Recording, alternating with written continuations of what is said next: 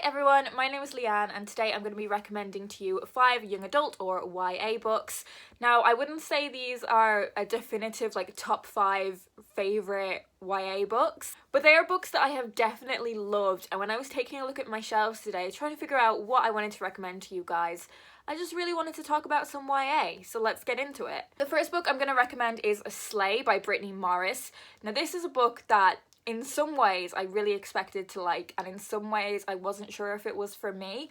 This book has a lot to do with racial inequality and social justice issues, but it also has a huge amount to do with the video gaming community, which is something that I'm not even into Animal Crossing. It's told from the perspective of 2 teenage girls, one of whom she's one of the only black students at her school, and nobody knows that she is the creator of this massive online gaming community. It's like a virtual reality game. It's called Slay, and it's really based around celebrating lots of different black cultures. When a teenager is murdered over a dispute that happened as part of this online community, the media really decides to attack this game and make out that it is a home for racial thugs. And Kira, our main character, is dealing with all of that, as well as normal teenage issues. No one knows she's the creator of this game. It's really unlike any book that I've ever read before, and I would highly recommend it. Next I have No Big Deal by Bethany Rutter. This is definitely not the finished cover. This is a slightly battered old proof copy that I have. I would say the plot of this novel is kind of fairly standard YA, focused on friendship and romance, but the perspective that the protagonist brings to this novel is one that I don't think we see often enough in YA literature. Abby is self-defined as fat, and she's perfectly happy with that.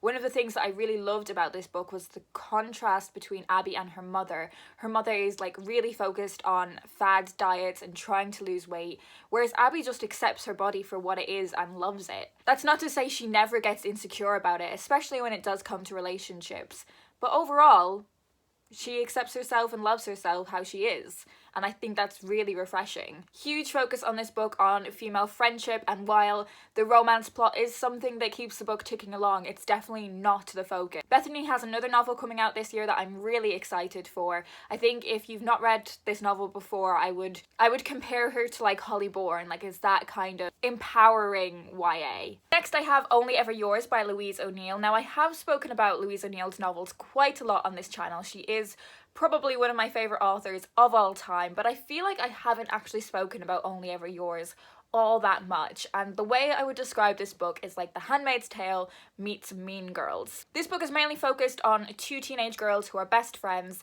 who now at the age of 16 are in their final year of school. But that isn't school like we know it. This is an institution that essentially breeds women to be perfect little wives, or as they're called in this book, companions. These girls want to be selected by wealthy and powerful boys, so they have to be the absolute perfect dream girl. The alternative to this is life as a concubine, which the girls find too horrible to even think about. And this book is about what happens when that pressure to become perfect is just too much. It's been quite a few years since I read this one, and I would love to dip back into it. It's really powerful, it's such a page turner, and the writing is just razor sharp.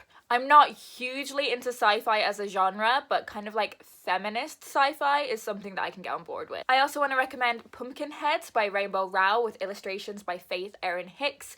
You probably know Rainbow Rowell as the author of Fangirl and Carry On. This is a super charming graphic novel that follows the friendship between our 2 main characters who are working at a pumpkin patch. Now, I feel like pumpkin patches like this don't exist in this part of the world. I feel like they're a very, very American thing. When I think of a pumpkin patch, I think of literally just going to someone's farm and picking up a few pumpkins, but this is it's more fun fair. There's rides, there's loads of activities, there are loads of amazing food stalls, and one of the things I really loved about this book was just seeing all of the art that depicted that setting. It is their last night working at the pumpkin patch before I think they go off to college. They decide that the thing they have to do on their final night is go on an adventure, and a lot of this adventure focuses on Josiah, I think that's how you pronounce his name, getting the attention of another girl that works at the pumpkin patch.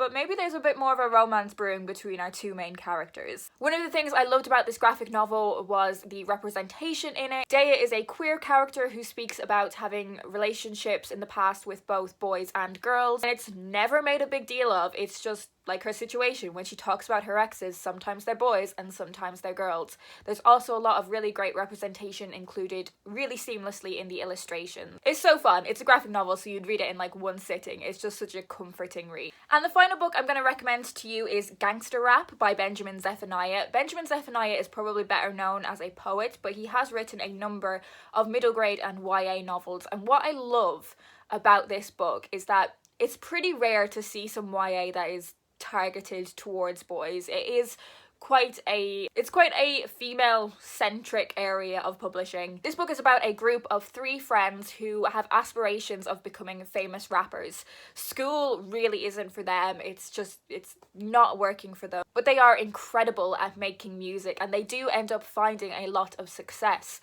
But that does come with some very difficult consequences. They become involved in this rivalry with another group, and as the book progresses, you realise how complicated that situation is and how it's been created. That the structures around these boys make it so difficult for them to escape the stereotyping that happens to them because they're black. How people like want to make them out to be troublemakers no matter how hard they work or how successful they are. I think this is just a really, really important book, and I would highly recommend it. I think Benjamin Zephaniah's writing for young adults is so underrated. So there we have it, 5 YA recommendations for you guys. Do leave me a comment down below and let me know if you've read any of these books, and we can share thoughts on them. And as ever, they will all be linked down below in the description if you would like to find out more about them. If you've not read any of these books, do let me know what your favourite YA book is, because it's a genre that I don't read all of the time, but when I do, I really enjoy it. It's kind of weird to call YA a genre anyway, but I would love to get some recommendations from you guys in the comments.